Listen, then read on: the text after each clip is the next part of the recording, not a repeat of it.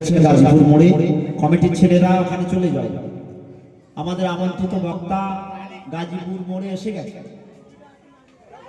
কমিটির ছেলেরা হুজুরকে রিসিভ করে নিয়ে এসো, হুজুরকে রিসিভ করে নিয়ে এসো। তো প্যারা হাজিরিন, যে বিষয়ে আপনাদের কাছে আমি যে কথা উপস্থাপন করার চেষ্টা করছি, বিষয়টি শুনুন। সবাই কথা বললে হবে না। আচ্ছা, এবার তাকবীর দাও তো। নারে তাকবীর, নারে তাকবীর, নারে রিসালাত, নারে রিসালাত, নারে হায়দারি। আসো, চলে আসো। আমাদের আকাঙ্ক্ষিত বক্তা এসে গেছে। অল্প কিছুক্ষণের মধ্যে তিনি এসে যাবেন, ওয়াজ নসিহত করবেন। তাই যারা রাস্তাঘাটে আছেন চলে আসেন। তো প্যারা হাজিরিন, আমি আপনাদের কাছে একটি কোরআনুল কারীম থেকে আয়াত শরীফা তেলাওয়াত করেছি।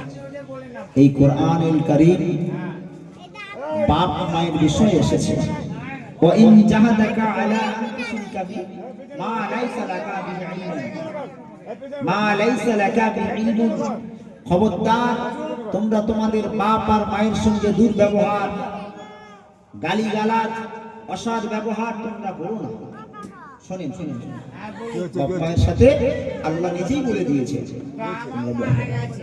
তাহলে বাপ আর মা যেটা বলবে সেটা আমাকে আপনাকে শুনতে হবে, বুঝেছেন?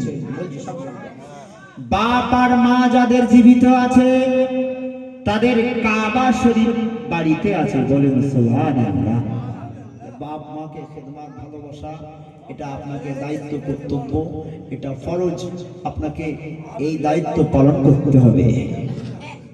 মুসলমান ঘরের ছেলেমেয়েরা, আব্বারা, তরুণেরা, এখন বিষয় হচ্ছে আমরা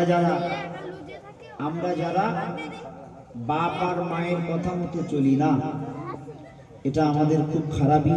দুনিয়াতে খারাপই, আখিরাতেও খারাপই। দুনিয়াতে খারাপই আছে, আপনি টের পাবেন একটা সময়। বাপ মায়ের সঙ্গে যারা বিরোধী করেছে, বেয়াদবি করেছে, তারা টের পাবেই। দুনিয়াতে পাবে, আখিরাতেও পাবে। মুসলমানের ছেলেরা, বাচ্চারা, যাদের বাপ বেঁচে আছে, আল্লাহর কাবা তাদের ঘরে আছে।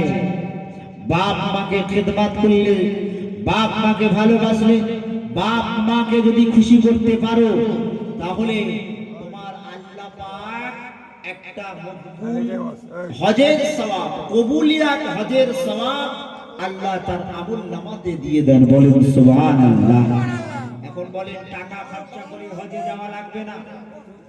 টাকা খরচা করে হজে যাওয়া লাগবে না। যদি তোমার বাপ আর মা তোমার উপরে যদি খুশি থাকে, তাহলে একটা মকবুল হজের সওয়াব পাওয়া যাবে। হ্যাঁ, হুজুর ফোন করেছে।